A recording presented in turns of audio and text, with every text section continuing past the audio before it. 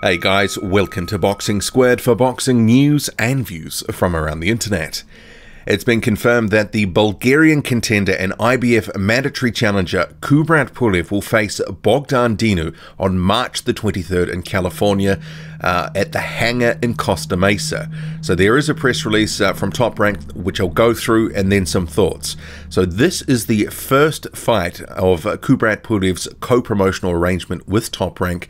He is promoted by Epic Sports and Entertainment, John Wirt and Ivalo Gotsev. Ivalo Gotsev is a Bulgarian. They are the ones that put on the IBF final eliminator back in, what was it, October in Bulgaria, and that was what got Pulev the IBF mandatory shot by beating Huey Fury. So to the press release we go. Pulev and Dinu and Magdaleno and Ramos headline SoCal Top Rank and ESPN card at the hangar. So it'll be live on ESPN, of course, and we'll just get past here this promo bit.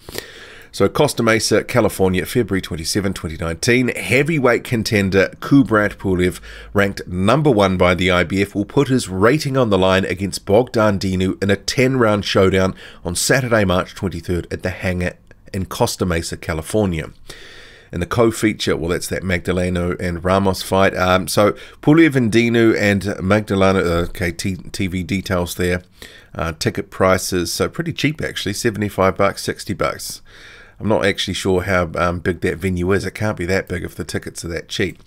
I'm excited to be fighting at the hangar and on ESPN as I continue my quest to become the heavyweight champion of the world, Pulev said. I have a great team behind me and I am focused and ready to take care of business on March 23rd. I know this is a big opportunity for me to get to the top of the heavyweight division. This is Bogdan Dinu here. I am happy to be fighting in the United States against a really top heavyweight in Pulev. When I win, I will be considered a top contender. And that's pretty much the sum totals of the quotes. But down here in the background section for Kubrat Pulev, 26-1, 13 KOs, closing in on a second world title shot, the first coming in 2014 when he put up a valiant effort before being stopped by longtime champion Vladimir Klitschko in the 5th round. Valiant effort. He was kind of battered in that fight. It was his strategy for that fight was all wrong. He has won 6 straight since the Klitschko loss, most recently defeating fellow contender Huey Fury via unanimous decision in front of his hometown fans in the Arena Armek in Sofia, Bulgaria. Dinu, 18-1, 14 KOs, a one-time top amateur in his native Romania, will be making his second ring appearance in America. He is looking to bounce back from a 4th-round stoppage loss to Jarrell Miller. And we're going to come to that because this fight, it's interesting in some respects because Kubrat Pulev is currently waiting for his title shot.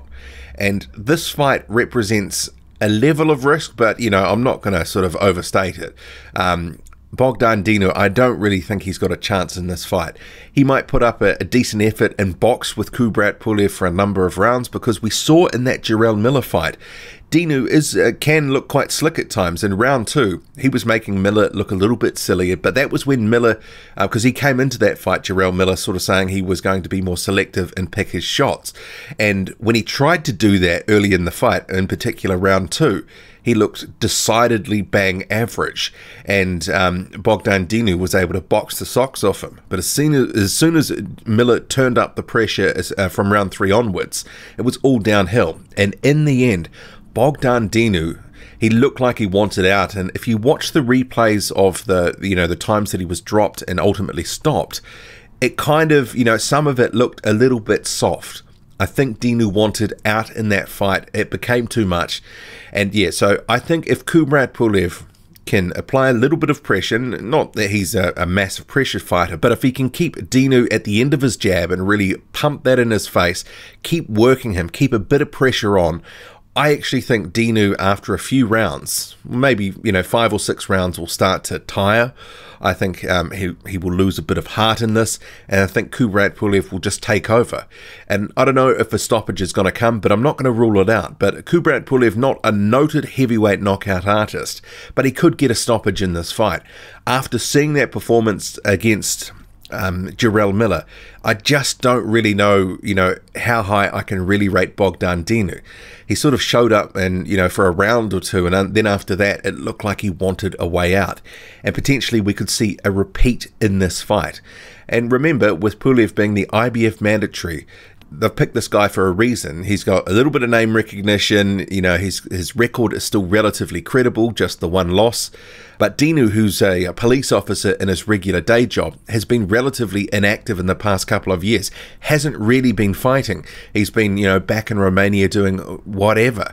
So I think Kubrat Pulev, his class will shine through in this, and ultimately he'll either win by a relatively healthy decision, wide on the cards, or even get a stoppage in this one. I just don't know, after having seen Dinu in that Miller fight, really if he can do anything. I think he may look good for a few rounds and make it look competitive for 3, 4, 5 rounds, but I think after that it could be all downhill.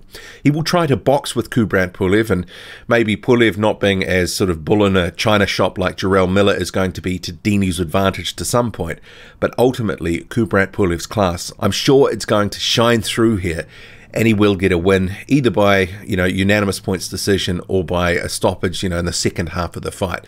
I think that's just how it's going to roll here. But it's good to see Kubrat Pulev with this new co-promotional deal, that he's actually utilizing it, he's staying active, because the knock on him more recently was, especially heading into that Huey Fury fight, although, there had been guys who turned down that final eliminator, like Jarrell Miller, Dillian Whyte and Dominic Breazeale, he'd been inactive for 18 months or so. So he would have been, regardless if someone had have taken that fight immediately, out of the ring for a year. And for a guy who's, 37 now, he needs to be more active. These stretches of inactivity aren't going to, help his cause in the long run, especially if he's building up to a title fight down the line. So he needs to have these fights and, be fighting regularly. And I could see him back in the ring another couple of times if his title shot doesn't materialize in 2019. So it'll be interesting to see what happens with this fight, how good he looks, what Dinu can bring, but it should be, I don't want to say a glorified spar, because it'll be tougher than that, but it will be a fight, I think, that Kubrat Pulev will be able to sort of showcase himself to look relatively decent. Anyway, what do you make of it all? Drop a comment, loud and often. Hit like, hit subscribe, follow me on Twitter, boxing_squared. I'm out.